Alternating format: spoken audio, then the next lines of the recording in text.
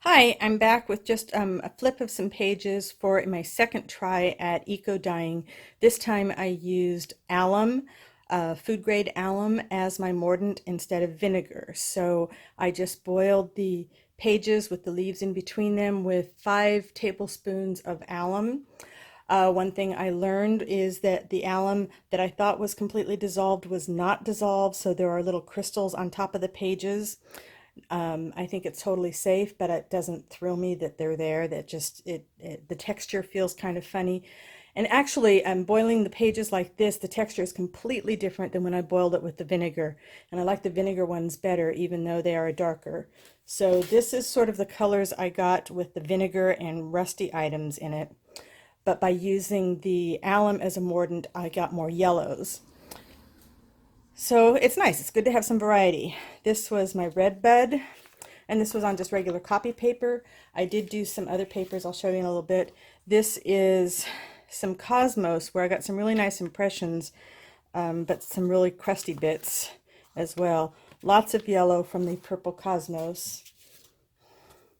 Some more yellow. This is actually Nandina Heavenly Bamboo, and some more Cosmos. I did a few envelopes. I really like the way these came out as well.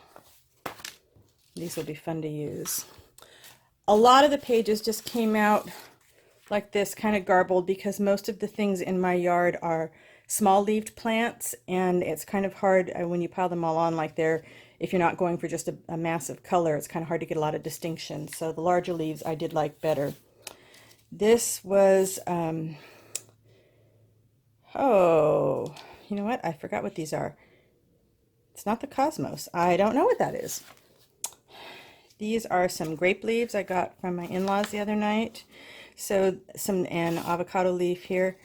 Really nice impressions, but like I said, the paper feels really funky. This is my native buckwheat, and I'm going to experiment with that some more. It came out kind of blue-gray on here, but it does do a nice impression. So this is just one of those things you can't count on. Some more of my buckwheat. You have to just do it and experiment and decide what you like and what you don't like. See, I like that page, and I can totally picture that in the book.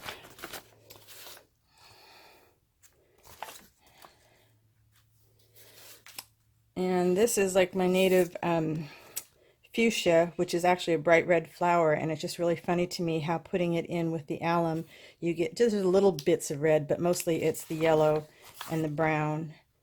This got some poppies on it. I think this is a walnut leaf. Yeah. So that's really nice impression. I like that. Here's some more of the Cosmos, which is a bright purple. So it's funny. The flowers have absolutely no color left in them when you're done boiling them, but this is not purple. This is like a blue-gray. And I love that the center of the flower, the yellow, comes through so nicely. It's another one of my red buds. This is some poppies. So I saw Michelle White did a really interesting thing the other day, is that she took her eco-dyed papers and then she started watercoloring over them. And then I saw that Jibbid had done in some of her videos that she stitched around the leaves, and that gave a little bit more interesting definition. So those are some things you can do. I have a couple of ideas of some things that I want to play with. So I have a lot of color on pages, and like I said, the texture is really odd. I did try it on deli paper just for the heck of it, and I got a little bit of color. Not much of an impression. I tried it on, this is on packing paper. Didn't really do much of anything. And this surprised me. Music paper just kind of got blobs of color. Didn't really get any impression.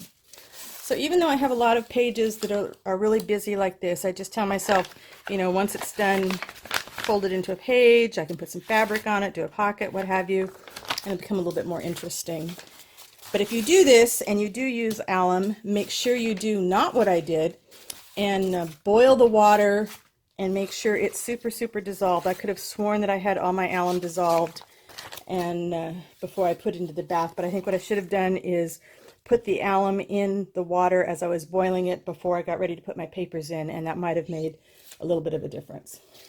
But I got some good ones out of it, and these envelopes and these cards They're going to be really fun. So if you give eco dyeing a try, please leave me a comment. Let me know where I can go see your video and see your beautiful papers and see what you're going to do with it.